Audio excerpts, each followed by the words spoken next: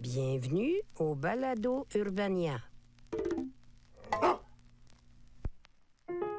Kawabonga tout le monde et soyez les bienvenus au pire moment de l'histoire avec Charles Beauchesne, le podcast historique où je relate le pire du passé et ce en une myriade de fun facts que vous venez toutes me citer hors contexte quand vous me croisez dans la rue puis la plupart du temps je me rappelle d'aucune de ces shit-là. Je vais vous prendre...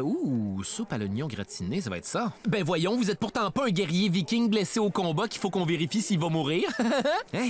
De quoi? Ben oui, c'est comme vous dites dans votre épisode sur les Vikings. Les Vikings? Écoutez, madame, ça c'est genre saison 1. J'ai écrit ça en 2019. Vous pensez que j'écoute ça, ces hosties d'affaires-là? Bref, c'est enfin aujourd'hui qu'on parle de Napoléon Bonaparte. Et quel satané morceau, les chums! L'homme qui va donner naissance au 19e siècle, ni plus ni moins que le plus grand Français de tous les temps, même si tant qu'à moi la barre était basse. Avec raison, parti de rien, Napoléon va devenir empereur des Français, conquérir l'Europe en tant que chef militaire auréolé de tellement de victoires qui surpassent Jules César et même Alexandre le Grand, ou encore, comme le dirait Stéphane Bern à Secret d'Histoire sur TV5 avec son sourire rectangulaire qui prend jamais de break. Napoléon, c'est le destin d'un des plus illustres personnages de l'histoire universelle et... Bon, il semblerait que je sois tombé dans les douves du château qui, heureusement, recèle un secret architectural que je suis impatient de vous dévoiler. Suivez-moi, Donc, c'est parti pour l'épopée napoléonienne dans son intégralité. J'ai déjà hâte de voir les choix que je vais devoir faire pour pas dépasser 45 minutes. Commençons par partir le générique. Mais plus vite que d'habitude, on n'a pas le temps de glander aujourd'hui. Notre histoire débute donc en 1769 quand le petit Napoléon Bonaparte naît à Ajaccio, en Corse, une île à l'ouest de l'Italie qui, juste un an plus tôt, appartenait à la République de Gênes, avant d'être littéralement acheté à rabais par la France comme si on était dans une vente de garage à côté d'une vieille paire de snowblades que la personne a juste porté une fois avant d'immanquablement se péter la gueule là-dessus à quelque part des années 2000. Le vrai nom de Napoléon, c'est genre Nabulio Buonaparte et c'est le second fils d'une famille patricienne corse, donc de classe sociale relativement élevée, mais en Corse, fait que ça s'annule. En fait, rapidement, on va comprendre chez les Bonaparte que l'espoir de la famille pour avoir de l'avancement social, c'est le petit Napoléon. Alors, on va l'envoyer faire ses études en France, à l'Académie militaire de Brienne, où les autres enfants vont le boulier comme jamais à cause de son accent corse. Puis là, je vous ferai pas d'imitation, parce que la vérité, c'est que j'ai aucune idée comment faire ça, un accent corse, mais manifestement, c'est ridicule. Les enfants ont toujours raison sur ces choses-là. Éventuellement, Napoléon entre dans l'armée à titre d'artilleur, c'est-à-dire la personne dans l'armée en charge des canons qui doit s'assurer que ça pète d'en face à personne. Hey! Une affectation qui n'est pas souvent recherchée et qui permet de monter en grade rapidement parce que, voyez-vous, à l'époque, les postes d'officiers étaient régulièrement shotgunnés, si vous me permettez l'expression, par la noblesse. C'est-à-dire que peu importe à quel point tu étais qualifié, il y avait toujours un fils de riche à quelque part pour avoir le poste puis te dire quoi faire pendant que tu vis de la frustration intériorisée. Garde à vous, Moussaillon! Nous sommes dans l'armée de terre, général! Oui, c'était un test. Félicitations, matelot! Mais Napoléon, c'est quelqu'un avec de l'ambition, qui a pas juste envie d'être un pion dans le game de risque. Non, lui, il veut être le gros nerd gossant qui gagne la game de risque, mais qui aura pas d'amis le reste de l'année. Je déteste risque. C'est des longues games pour se faire chier, je trouve. Tout ça pour dire que Napoléon va réussir à se rendre jusqu'à second lieutenant comme ça, mais il va rester jamais là sans possibilité d'avancement, du moins jusqu'à ce qu'arrive le... Contexte historique. Si tard, c'est mieux d'en valoir la peine. La Révolution française. Ouais, semblerait qu'à partir de 1789, les Français vont se tanner de ça, eux autres, se faire dire quoi faire par des aristocrates avec des grosses foufounes, alors on va, comme qui dirait, sacrer tout ça à terre. La noblesse, le roi, la reine, les petits princes, direct à guillotine. Pif, paf, pouf, c'est réglé, et on vit maintenant dans un monde où tout le monde est égal. Yay! C'est-à-dire, dans ce cas-ci, le chaos dans les rues et une société paranoïaise fuck où tu peux faire confiance à personne. Difficile à croire, mais c'est une amélioration. Ce commentaire ne semble pas super révolutionnaire, citoyen. Peut-être que je devrais aller en parler au comité de salut public. Non, je m'excuse. Oh, come on, citoyen! Ça, par contre, voyez-vous, c'est généralement les circonstances sociopolitiques idéales pour que quelqu'un devienne quelqu'un. Si vous voyez ce que je veux dire. Ce que je veux dire, c'est qu'à partir de 1792, les autres nations d'Europe avec des rois, des reines et des empereurs avec des grosses foufounes vont trouver que la Révolution, ça pourrait donner des idées à quelqu'un. Dans le sens que toute l'Europe va éventuellement se coaliser et entrer en guerre contre la France, qui est devenue simplement trop punk. Alors voyons, Caroline, donc maintenant c'est la guerre, et étant donné qu'on a sacré la vieille noblesse militaire avec des grosses foufounes directes dans la guillotine, là on a besoin d'officiers parce que ceux qui restent, mettons que c'est pas les plus sharp. Ce que je veux dire, c'est que c'est ici qu'entre en scène... Capitaine d'artillerie Napoléon Bonaparte. Au rapport, mon général. Ah, Bonaparte, vous allez peut-être pouvoir m'être utile. Fouillez-moi comment j'ai trouvé le moyen d'égarer mon pantalon. Vous avez pas vu un pantalon par hasard? Voyez-vous, en 1793, depuis quelque temps déjà, la citadelle fortifiée de Toulon, un port militaire important, était tombée entre les mains des Anglais, entre autres ennemis de la Révolution, et c'était comme qui dirait un endroit qu'on rushait à reprendre, notamment parce que la ville était protégée par 3 forts avec des canons. Détail dark. Napoléon va montrer son génie militaire pour la première fois en menant un assaut de nuit, en pleine tempête. Ça a l'air génial dit comme ça, mais ça implique aussi qu'on est dans le noir, à visibilité zéro, impossible de tirer sur qui que ce soit, donc ça se fait à la charge de baïonnettes, directement dans les intestins comme au Moyen-Âge, mais contre toute attente, Napoléon va reprendre les 3 forts, juste à temps pour tirer directement sur Toulon avec ses propres canons. Ah, mes intestins, on voit Sweet Fungal! Et voilà, génie militaire certifié. Maintenant, envoyons-leur une petite bordée pour leur calmer le cul. Soyez délicats, hein, c'est ma première bataille. Toulon est reprise le lendemain et Napoléon est promu général à 24 ans. Moi, à 24 ans, je jouais au Beyblade dans une ruelle. Par contre, le succès de courte durée pour Napoléon, le régime est instable et 1 an plus tard, ses patrons sont passés à guillotine. Napoléon est chassé de l'armée et il erre maintenant dans les rues de Paris plus loser que jamais. Oh, voilà qui est con. J'étais général et maintenant... Hey, vous, dans la ruelle, c'est des Beyblades que je vois? Fait qu'à partir de là, la France entre dans une phase beaucoup plus dole de la Révolution qu'on appelle le directoire, c'est-à-dire un gouvernement où on décide officiellement de se calmer le pompon sa guillotine et d'en profiter pour être méga corrompu. Ça, puis organiser des parties cochons. Allez, viens ici, espèce de friponne du directoire. Monsieur le ministre, vous êtes fou! Mais vu que c'était pas tout le monde qui pouvait être invité au party cochon du directoire, ça ne sera pas très populaire chez le français moyen. Youhou! Est-ce que je peux rentrer? J'ai du champagne et une pas pire érection. Désolé, c'est complet. Oh, c'est toujours complet. Bref, la première chose qu'on sait, c'est que le 5 octobre 1795, des centaines de personnes prennent d'assaut les rues de Paris pour qu'on réinstaure le roi, finalement. Parce que j'imagine que c'était le bout où fallait qu'on réessaye ça, voir. Là, c'est le bordel, fait que Napoléon est rappelé pour son expertise d'artilleur et il se joint aux militaires afin d'aider à mettre un terme à l'insurrection avant que quelqu'un ne se fasse de très gros bobos. Détail dark. Ce que Napoléon va faire en tirant dans la foule au canon, mais soyez rassurés, on va lui donner des instructions de tirer à blanc, juste pour leur faire peur. OK, fiou. Les secrets de Napoléon. Ouais, finalement, c'est la voix qu'on veut! Bonjour, c'est moi, Napoléon Bonaparte.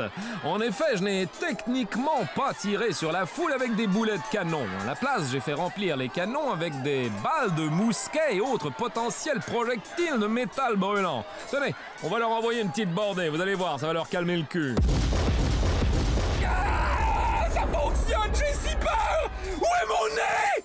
Résultat, des centaines de morts, mais insurrection matée. Napoléon redevient général et plus populaire que jamais, populaire entre autres auprès des femmes.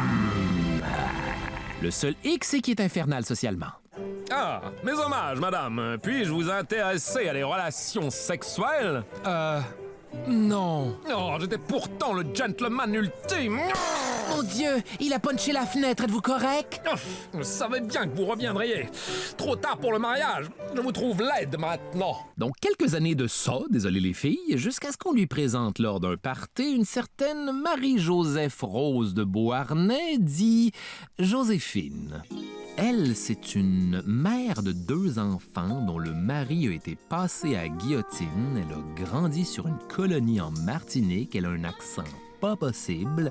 Pendant la période du Directoire, elle a couché avec plein de monde pour assurer sa sécurité sociale et financière. Ouf, le passé pour une femme, hein? Mais là, Joséphine a 32 ans, ce qui est considéré comme vieux à l'époque. Je me sens soudainement comme un fossile de dinosaure. Ce serait bien pour elle de se remarier pour donner une deuxième chance à cette bonne vieille sécurité financière dont on parle tant. Bref, un excellent parti. Waouh! Matez-moi cette veuve!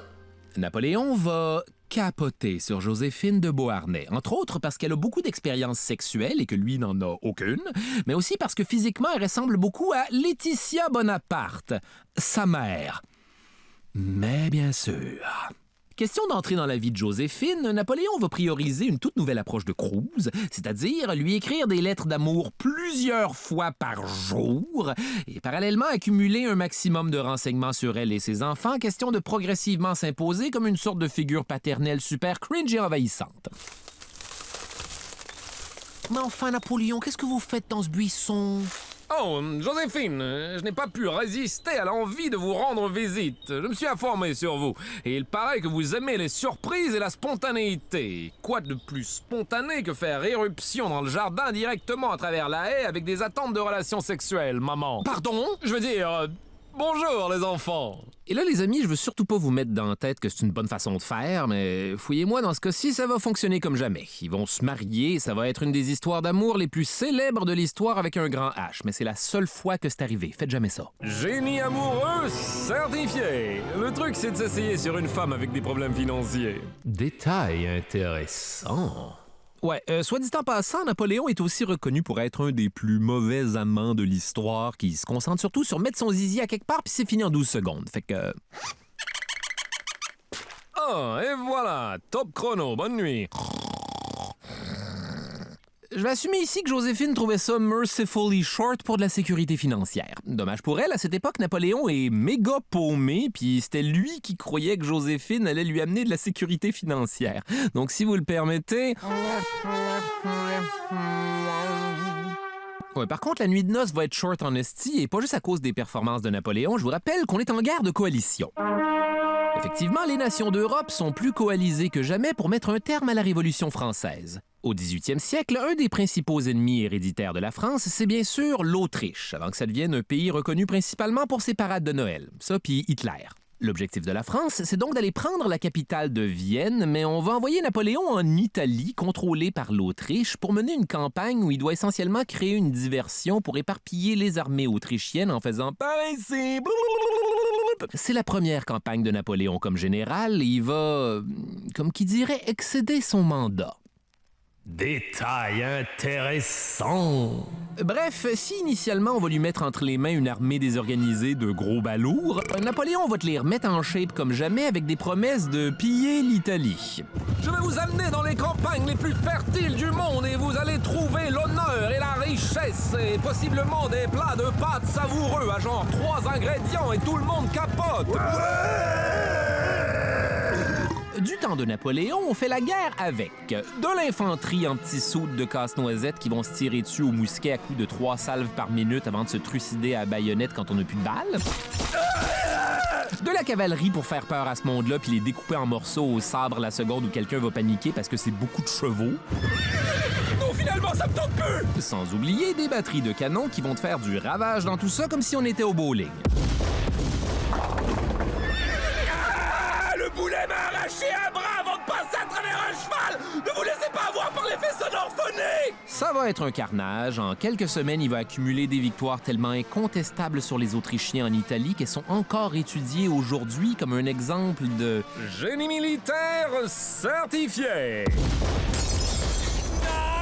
Nous tiramisu! Son armée est super légère et rapide, il fait plein d'attaques surprises. Nine, laissez-moi au moins finir mon café dans une toute petite tasse! Les secrets de Napoléon. Vive Napoléon!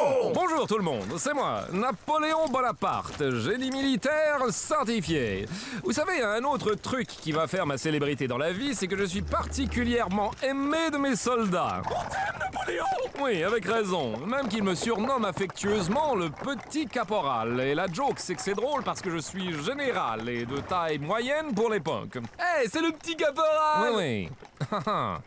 Tout ça pour dire que Napoléon renvoie les Autrichiens manger leur Wiener Schnitzel avec la petite tranche de citron complémentaire jusqu'à Vienne. La campagne est une victoire éclatante sur un théâtre militaire qui était même pas censé être le programme principal. On a conquis plein de territoires au nom de la France. On ramène un méga butin à Paris.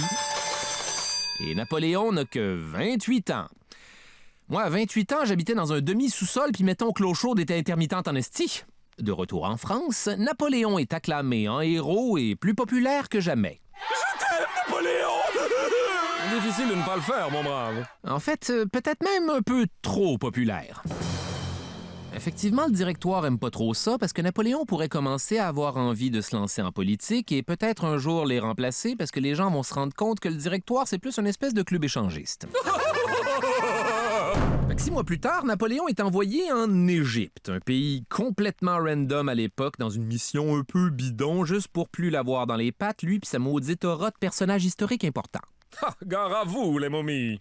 Et quelle aventure ça va être! Avec ses troupes, il va se battre contre les Mamelouks au pied des pyramides. Voyons, il me semble que ça me dit quelque chose, ça, les Mamelouks. C'est quand la dernière fois qu'on les a vus, ces styles-là? Ah oui, l'épisode sur les croisades sont encore là, eux autres! Anyway, à un moment donné, Napoléon va dire « Regardez, les pyramides, 40 siècles nous contemplent. » Puis personne va jamais en revenir de cette phrase-là. Oh! Dans le désert, ces soldats vont avoir tellement chaud dans leur petit costume de casse-noisette qu'il y en a qui vont se suicider. Ouf, j'ai chaud! Napoléon en profite pour faire du tourisme, déchiffre des hiéroglyphes avec des scientifiques. Croyez-vous que ça indique où sont les toilettes? Il va affronter des Turcs, des tribus arabes. À un moment donné, il va même partir sur une lubie de convertir l'armée française à l'islam jusqu'à ce qu'on lui apprenne qu'elle allait devoir se circoncire puis arrêter de boire du vin. Ouais, finalement, fuck ça. Il va avoir des relations sexuelles avec l'épouse d'un de ses officiers qui s'était déguisé en homme pour suivre son mari. Alors, jeune homme, on a des nichons, est-ce que je vois? À Jaffa, il va faire exécuter un petit 3000 prisonniers comme ça. Oh, attendez. 3000 exécutions juste de même? Puis on l'aime, Napoléon? Alors, on a des bustes de lui dans nos bibliothèques. Eh bien, détail dark. Les troupes de Napoléon vont être victimes d'une épidémie de peste, cette alléchante maladie du Moyen Âge, et ce, en plein désert. Puis Napoléon va trouver que c'est juste plus simple de faire empoisonner tous ceux qui sont malades pour éviter d'avoir à les trimballer. Ah, merci pour ce breuvage, petit caporal. Allons, arrêtez de parler, mon ami. Vous allez vous fatiguer et mourir. Je meurs! Très bien, mais n'oubliez pas de le faire si possible en pensant que tout ceci est votre faute. Ça, c'est pour m'avoir appelé le petit caporal, espèce de con! Puis éventuellement, après 1 an de tout ça, il va se rendre compte sur le tard qu'il n'y a rien à calisser là et revenir en France, entre autres parce qu'en son absence, Joséphine a commencé à avoir, comme qui dirait, des méga infidélités. Je t'en prie, Napoléon, mon chou, ne sois pas trop dur avec moi, j'étais si seul. Enfin, Joséphine, comment as-tu pu me faire une chose pareille alors que moi j'ai dû me contenter de baiser à répétition les épouses de mes officiers, femmes perfides? Ceux deux-là se méritent, ils vont être bien corrects, faites-vous-en pas. En fait, une autre raison qui va précipiter son retour en France, c'est qu'à un moment donné, Napoléon va se rendre compte que si on l'a envoyé en Égypte faire toutes ses niaiseries, c'est pour pas qu'il fasse de coup d'État puis qu'il prenne le pouvoir. Fait que c'est ça qu'il va faire, avec l'aide d'un certain Emmanuel Sieyès, qui lui est un gars du directoire mécontent qui trouve que le gouvernement branle dans le manche, puis qui a besoin d'un chef militaire à ses côtés pour boulier tout ce monde-là puis les forcer à le mettre légalement à la tête d'un affriolant régime autoritaire. Ah, ça va faire du bien, ça. Sauf que pour y arriver, il faut convaincre ce qu'on appelle le Conseil des 500, une assemblée législative de 500 députés français, qu'à chaque fois, ça prend effectivement 500 ans d'estinage avant qu'ils se décident. Donc, le 9 novembre 1799, le frère de Napoléon, Joseph, va faire croire aux 500 que des radicaux qui fomentent une insurrection contre eux, toutes les cacher dans un château pour les protéger. Puis là, l'idée, c'est de les faire voter pour déléguer les pleins pouvoirs d'urgence à Sieyès, Napoléon, puis un autre doute pas important.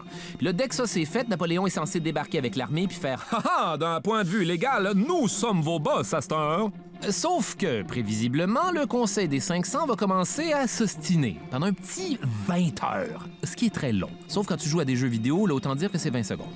Pendant ce temps-là, Napoléon est dehors à patienter 20 heures avec l'armée. Mais enfin, qu'est-ce qui se passe? La situation est insupportable, Sieyès. Patience, général. Des députés, ça ne se commande pas comme si on était dans l'armée. Eh bien, c'est ce qu'on va voir. Soldats, avec moi! Là, Napoléon va débarquer avec ses hommes à l'Assemblée, puis personne va trop comprendre ce qui se passe. C'est impossible! Messieurs, écoutez-moi, il faut que je vous avertisse. Général Bonaparte, qu'est-ce que vous faites là? Un coup d'État? Hé, tout le monde! Napoléon fait un coup d'État! Non, je vais vous attendre à l'extérieur, finalement. Ouf! Excusez-moi, tout le monde, j'ai complètement choqué. Pendant ce temps, à l'intérieur, Joseph Bonaparte va être obligé de leur faire un speech super convaincant pour rassurer les 500 que no way que Napoléon essayait de faire un coup d'État qui devrait quand même continuer le vote. Faites-moi confiance, tout le monde. Je suis son frère. Je le connais bien. Et croyez-moi, si, et je dis bien si ça avait été un coup d'État, ce que ce n'était pas, mais si c'était un coup d'État, j'aurais personnellement embroché mon propre frère avec cette épée. Je répète, ce n'est pas un coup d'État. Surprise, tout le monde, c'est un coup d'État. Oh, Napo! Ben oui, toi. Ayant retrouvé ses esprits, faut croire, Napoléon va refaire débarquer l'armée, sortir tout le monde à la pointe des baïonnettes, puis leur faire changer la Constitution de force. Et pour être honnête, je suis pas certain de comprendre ce qui a changé entre la première et la deuxième entrée, mais coup d'État réussi. Napoléon, Sieyès puis un autre qui est pas important sont nommés consuls, et c'est le début d'une période de l'histoire de France qu'on appelle le consulat. Détail intéressant. À l'époque de la Rome antique, les consuls, c'était deux magistrats qui avaient le mandat de prendre toutes les décisions. Tu peux pas faire ça plus qu'un an, puis la raison pour laquelle il y a un autre consul, c'est pour qu'ils se watchent entre eux puis qu'il n'y en ait pas un qui devienne un dictateur. Dans ce cas-ci, on va faire la même affaire, sauf qu'ils vont être 3 et que Napoléon va se déclarer premier consul, c'est-à-dire celui qui a le pouvoir absolu sur les deux autres, donc virtuellement inwatchable, suite à quoi il va y aller pour premier consul à vie et devenir un dictateur. Fait que pas la même affaire, finalement. Néanmoins, quelle période que celle du consulat. Napoléon va travailler jour et nuit en prenant des repas de 5 minutes avec des vêtements reconnus pour être toujours tachés plein de sauce. Ah, rien de mieux que la moutarde. Il va moderniser la société française, taxer plus efficacement le pays, créer la Légion d'honneur, prendre une pause pour baiser plein de maîtresses. Comme je le disais, fini le directoire et place à quelque chose de complètement différent. Allez, par ici, friponne, j'ai dit à Joséphine que je travaillais. Premier consul, il y a beaucoup de sauce sur vos vêtements.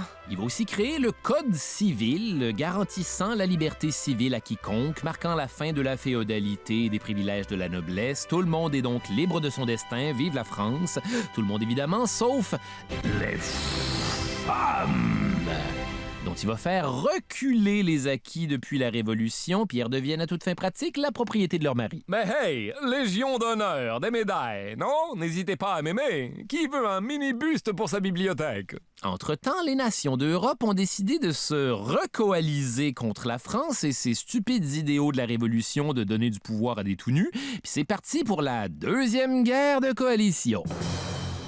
Les Autrichiens sont de retour, puis ça commence à s'exciter les petites culottes en Italie. Le mononcle Napoléon a besoin de gérer ça presto, ou vu qu'on est en Italie, il doit gérer ça pesto. Ha ha! Il doit bien y avoir autre chose que des jokes de bouffe à faire sur les Italiens. Donc en 1800, il va miser sur quelque chose qui a fait de sa réputation une attaque surprise. Sauf qu'entre la France et l'Italie, il y a comme une petite chaîne de montagnes que vous connaissez peut-être, les Alpes. Pour les autres, excellent spot à fondue. Sauf que si Napoléon veut réussir à surprendre les Autrichiens, il faudrait une espèce de manœuvre pas d'allure, genre transformer une armée de 37 000 soldats en alpinistes, démonter les canons puis faire tirer ça à corde par genre 20 personnes chaque dans des tempêtes de neige imprévisibles. Toute la gang en petits uniformes de casse-noisette qui, si trop chaud pour le désert d'Égypte, sont pas de saison non plus dans les Alpes. Fait qu'il va faire ça. Détail intéressant. Ça va être un événement tellement légendaire que Napoléon va commander un tableau pour l'occasion qui va devenir célébrissime, où on le voit traversant les Alpes sur un cheval 2 pattes dans les airs qui fait... Mais la vérité, c'est que Napoléon, c'est un cavalier de merde. Allez, en avant, Marengo! Couche-toi par terre, I guess. Génie équestre certifié. Donc la traversée des Alpes, il va la faire sur une vieille mule puante comme un touriste au Mexique. Hissez le canon! Le vent se lève! Oh!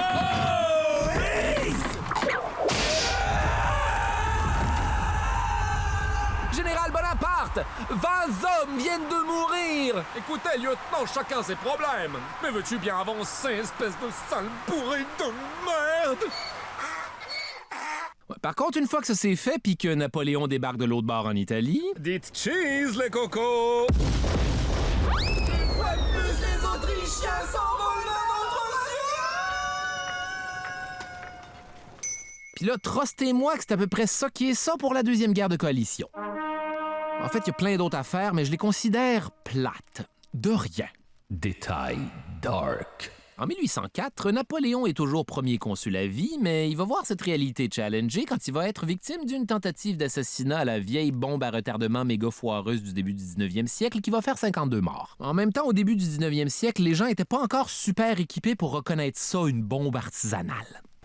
Hey, qu'est-ce que tu regardes comme ça sous la bâche de cette charrette abandonnée au milieu de la voie publique? Je sais pas, on dirait une sorte de vieille horloge abandonnée. Allez, venez voir tout le monde, venez, allez, Jacob, Marcel, la petite Pauline, tous les clients de la taverne, le maréchal Ferrand, le marchand de poissons et sa femme, 3 clochards et une dizaine d'autres personnes. Venez. Vous aussi là-bas qui est au-delà du rayon d'une quelconque explosion. 52, on devrait réussir à comprendre ce que c'est finalement.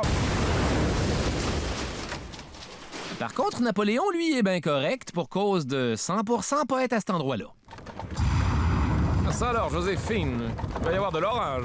L'attentat a assurément été commandité par une nation ennemie, très possiblement l'Angleterre, qui, faute de se pointer pour régler le cas de Napoléon en personne, finance depuis des années tous ceux qui veulent entrer en guerre contre lui. C'est en partie pour ça que le premier consul, Napoléon, va finir par s'auto-sacrer le 18 mai 1804 empereur des Français lors d'une grosse cérémonie où lui et Joséphine vont porter de très très grosses capes.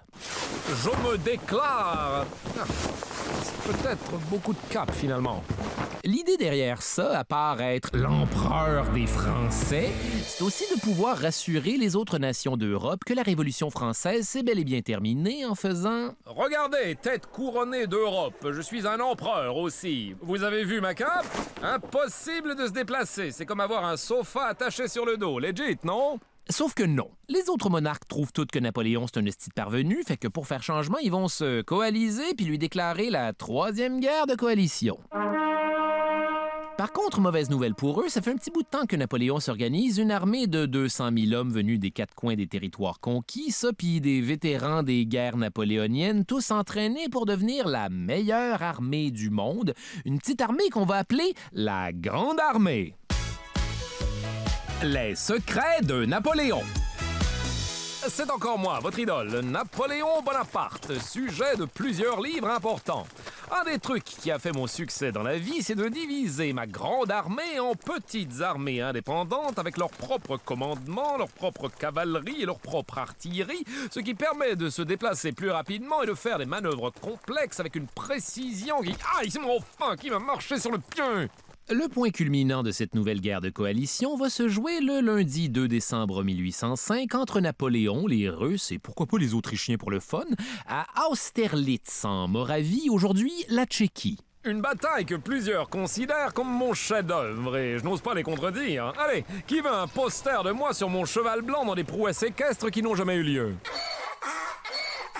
Tout d'abord, Napoléon va positionner ses troupes sur le plateau de Pratzen, un terrain surélevé qui offre l'avantage stratégique d'être rochant à atteindre et d'avoir une excellente vue sur le champ de bataille. Avantage qu'il va volontairement abandonner en faisant semblant de battre en retraite. Oh non, des Russes et des Autrichiens! Tout ceci est beaucoup trop pour moi, Napoléon! I guess qu'il ne me reste plus qu'à abdiquer! Ya! Suite à quoi les Russes et les Autrichiens vont faire Quel idiot! Napoléon abandonne le plateau de Pratzen, cet avantage stratégique indéniable que personne d'aussi intelligent n'abandonnerait à moins d'avoir un plan en tête. Tous avec moi! Ya! Puis une fois installés, c'est là qu'ils vont remarquer que... Regardez! Le flanc droit de Napoléon est super ouvertement dégarni. C'est clairement le talon d'Achille de son armée et non un piège. Allons exploiter cet avantage immédiatement. Tous avec moi! Ya! Sauf que la vérité, c'est que Napoléon a évidemment tout prévu, incluant quitter le plateau de Pratzen pour attirer ses ennemis exactement là où il voulait et volontairement décider de faire paraître son flanc droit plus faible pour qu'on ait envie de l'attaquer. Soldats, à mon commandement, pognez-vous le cul! La seconde où les Russes et les Autrichiens vont attaquer, c'est là qu'arrive en renfort un corps de cavalerie surprise de Napoléon. Obligeant ses ennemis à dégarnir les forces sur le plateau de Pratzen pour supporter l'attaque. Et c'est exactement à ce moment-là que Napoléon va charger le dit plateau avec 20 000 fantassins tout droit sortis d'un fortuit brouillard qui s'était pointé le bout du nez pour l'occasion. Là, les tirs de mousquet sont tellement non-stop qu'on manque de munitions puis ça devient le festival de la baïonnette. Les Français reprennent le plateau des Russes et referment l'étau sur les Autrichiens, pris dans un genre de sandwich de Napoléon. Ils vont tenter de s'enfuir en passant par des étangs gelés, puis la légende, c'est que Napoléon va tirer sa glace avec ses canons, puis ils vont périr noyés dans l'eau glaciaire. Pourquoi toujours les Autrichiens?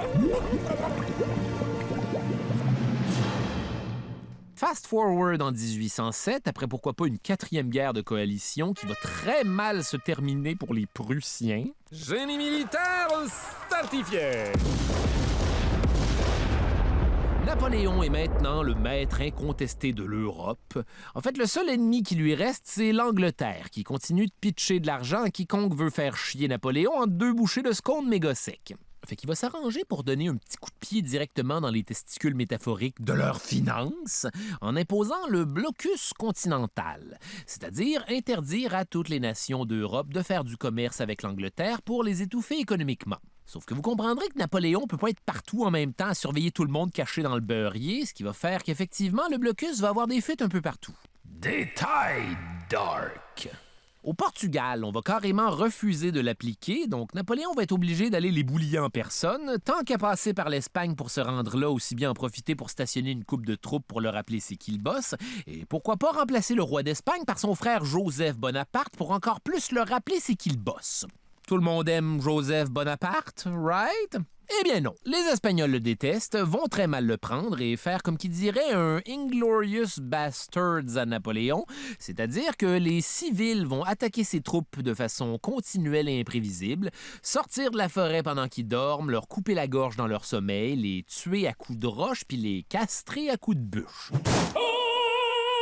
Napoléon arrivera jamais vraiment à en venir à bout, puis ça va être ça en Espagne de 1807 à 1814. 7 ans! Les Espagnols, man, ces gens-là sont sanguins.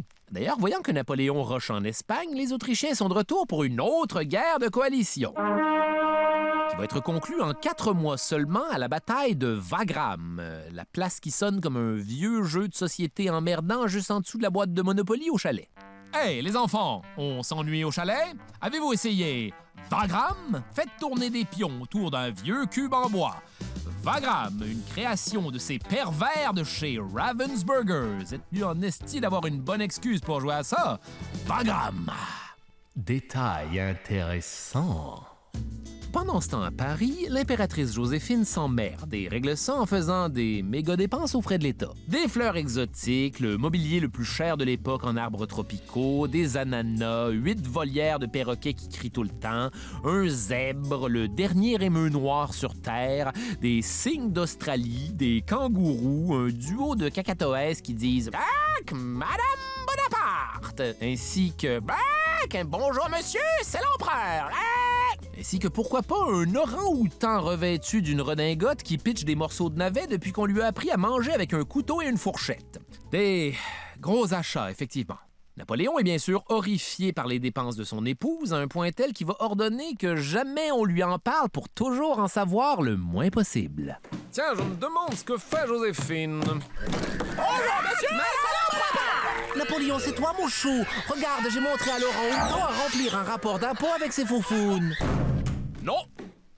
Évidemment, tout ça couvre le fait que Joséphine est dans la quarantaine, qu'elle peut pas lui donner l'héritier nécessaire à fonder une dynastie impériale héréditaire et qu'elle vit dans une peur constante que Napoléon la divorce. Oh là là, sans héritier, je sens que Napoléon pourrait nous quitter à tout moment. Je suis certaine qu'un cacatoès de plus nous rapprocherait. D'ailleurs, au début, elle va essayer de lui faire croire que c'est lui qui est stérile, étant donné qu'elle a déjà eu des enfants, mais ce qui va se passer, c'est... Ah, Joséphine, tu te souviens quand tu m'as dit que j'étais stérile? Eh bien, je viens de me rendre compte que c'est faux en ayant accidentellement un enfant avec une de mes innombrables maîtresses. Et tout ça, c'est de ta faute, femme perfide. Toi et tous ces cacatoès de merde. Bonjour, monsieur! Là! Ça va donc être le méga divorce avec des assiettes qu'on pitch sur des cacatoès. Peu de temps après, Napoléon se remarie avec une princesse autrichienne. Joséphine est répudiée avec une giga-pension. Puis voyez-vous, la seule raison pour laquelle je vous parle de tout ça, c'est que je serais curieux de savoir qui a gardé l'orang-outan. Rendu en 1812, la Russie va décider que le blocus continental, ça y tente plus, puis qu'elle a envie de continuer à faire du commerce avec les Anglais. Bon, Napoléon n'attendait pas plus pour aller leur péter à gueule directement à domicile, alors il va rassembler la Grande Armée, qui est effectivement plus grande que jamais, 600 000 hommes de toutes les nations conquises qui parlent toutes les langues d'Europe, et c'est parti pour aller rosser la Russie. Allons voir comment ça va se passer pour Napoléon dans ce chapitre.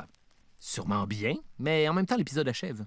En fait, le problème, c'est que cette fois-ci, l'armée de Napoléon est rendue tellement grande que ça devient dysfonctionnel. Difficile de faire des attaques éclairs comme avant, faut constamment approvisionner tout ce Woodstock-là avec des fils de charrettes de ravitaillement de plus en plus longues et plus en plus lentes. Surtout que les Russes ont une nouvelle stratégie cette fois-ci, la terre brûlée.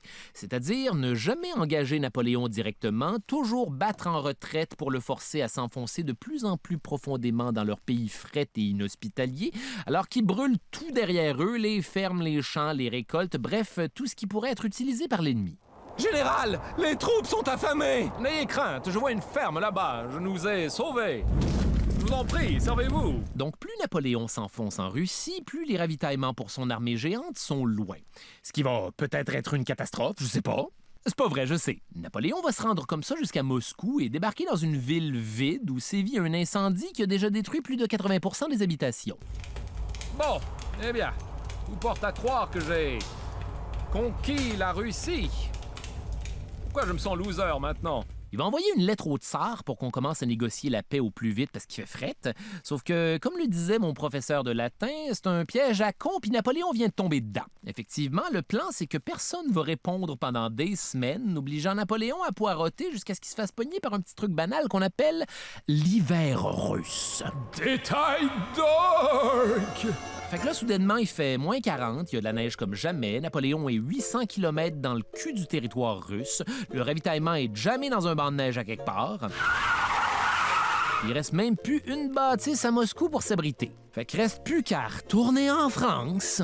Pour la majorité des soldats, le voyage se fait à pied, dans le blizzard. Dans les rangs, on perd des orteils et des doigts, on meurt de faim et de froid. Les cadavres sont abandonnés dans la neige avec des loups qui viennent arracher les mains puis les pieds qui dépassent. Les hommes ont tellement froid qu'il y en a plusieurs qui vont devenir sourds. Étrange. J'entends rien, j'ai froid! Ou tout bonnement devenir fous puis essayer de manger leurs propres mains. Aïe aïe! Regardez l'autre pour demain! Qu'est-ce que t'as dit? J'ai froid! On mange les chevaux ou encore on les vide de leurs entrailles pour se protéger du froid comme dans l'Empire contre-attaque. Et dire que je trouvais qu'il puait avant? Quoi? Quand il reste plus de chevaux, c'est cannibalisme jusque dans le sauve-pantalon. Saupoudrez-moi ça de raids de cavaliers cosaques qui sortent de nulle part pour couper 2-3 têtes avant de sacrer le camp comme des enfoirés. On s'en allait! Pendant ce temps-là, les paysans russes leur coupent la gorge dans leur sommeil ou encore les capturent pour leur mettre la tête sur un billot de bois, question que tous les habitants du village aient une chance de leur exploser la boîte crânienne à coups de bûche. C'est à ton tour, Mamishka. À un moment donné, il va falloir construire un pont pour traverser une rivière, tout le monde dans l'eau glaciale en bédaine. On va faire passer le gros de l'armée, mais pour éviter d'être suivi par les Russes, il va falloir faire exploser le pont alors que les Français traversent encore, puis il y en a plein qui vont mourir noyés. En fin de compte, sur 600 000 soldats, il y en a genre 100 000 qui vont revenir maigres comme des momies, la grande armée est décimée, et question d'en finir avec Napoléon une bonne fois pour toutes, les nations d'Europe déclenchent pourquoi pas une autre guerre de coalition. Là, ça va mal pour Napo, les maréchaux l'abandonnent, Paris est livré à l'ennemi, l'empereur est forcé d'abdiquer, puis on va te le chipper en exil sur une île de la Méditerranée où Napoléon va devenir l'empereur d'un potager. Fin. En fait, non. Le 1er mars 1815, après 10 mois d'exil seulement, Napoléon est de retour en France avec 1000 de ses plus loyaux lèche-bottes. En arrivant, il va être intercepté par des troupes, principalement composées de soldats qui ont tous combattu sous son commandement. Là, il va leur faire le truc dramatique où il ouvre sa redingote exposant ses vieux man-boobs en disant « Allez-y, tirez sur votre idole si vous osez !» Bien sûr, personne va faire ça. Ils vont se joindre à lui en criant « Vive l'empereur !» Et la France va être reprise sans tirer un seul coup de feu. Quel revirement! Pendant 100 jours, quel contre-revirement! Parce que là, les nations d'Europe commencent à être bien fatiguées de Napoléon, puis on va lui organiser une dernière petite guerre de coalition, pourquoi pas. Rendu là, c'est quoi, là, la 7e, la 20e, on sait plus, mais cette fois-ci, ça met en vedette les Anglais qui ont finalement décidé de se salir les mains en 2 sandwichs au concombre, sous les ordres du général Wellington, ainsi que ses boutants-trains de Prussiens, commandés par le général Blücher, un vieux de la vieille de 72 ans qui déteste Napoléon. Napoléon! Napoléon! Les secrets de Napoléon. Yo, c'est moi, Napoléon Bonaparte, votre héros préféré. Vous savez, un des trucs qui a fait ma célébrité quand je suis attaqué par plusieurs ennemis en même temps, c'est de les vaincre indépendamment. Ça a l'air con dit comme ça, mais c'est des trucs qu'on oublie des fois quand on capote. Jusqu'ici, j'ai trouvé le moyen de repousser les Prussiens vers le nord, et il me faut maintenant vaincre les troupes de Wellington avant que leurs 2 armées ne se rejoignent. Un épisode qui va se jouer en Belgique à Waterloo. Et vous savez tous ce que ça signifie quand on dit que quelqu'un pogne son Waterloo, non? Moi, je ne sais pas encore ce que ça veut dire. Laissez-moi deviner. C'est mon signe? C'est donc parti le 18 juin 1815 pour la bataille de Waterloo. Il n'y a plus la veille, fait que les boulets de canon vont tomber dans la boîte comme des étrons dans une toilette de camping. Ça va être le bordel. On centre des chiquettes à la baïonnette toute la journée. Oh non, pas encore mes intestins! Les Anglais sont attroupés au sommet d'une pente, 15 mètres de dénivellation qui vont les protéger des tirs de canon, en grande partie. Regardez, nous sommes hors de portée!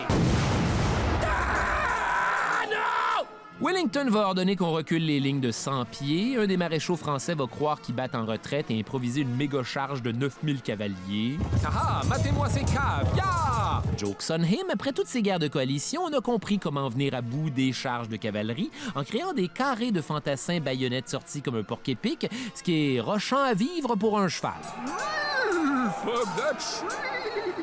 Là, un nuage de poussière se dessine au loin. C'est le général Blücher qui vient juste d'arriver avec ses Prussiens. Napoléon! Napoléon!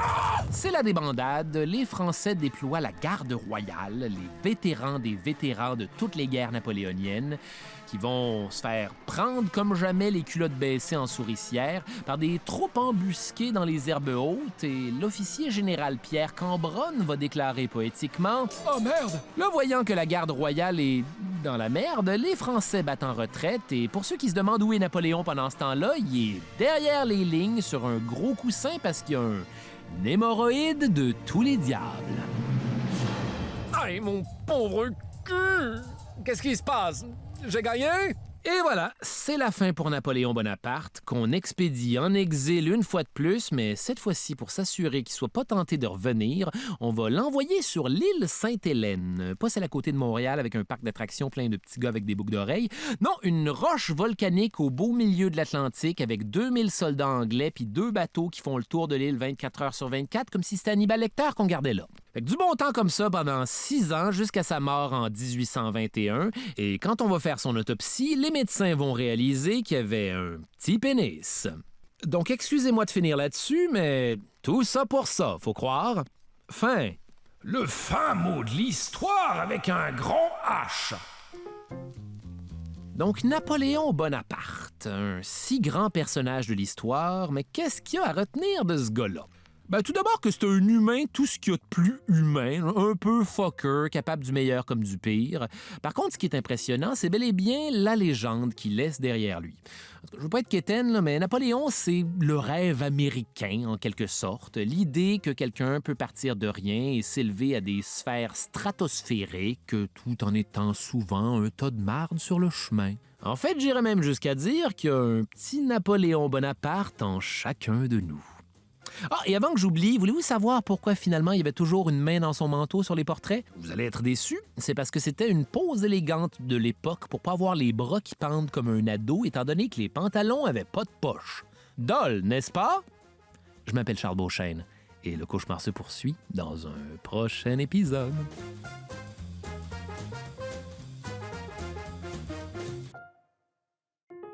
Les pires moments de l'histoire avec Charles Beauchesne est une idée originale de Charles Beauchesne, toi chose. Au texte et à la recherche, Charles Beauchesne, Anne-Hélène Prévost et François de Grandpré. À la réalisation, Barbara Judith Caron. Au montage, Lucie Fournaison. Au son, le studio La Chope.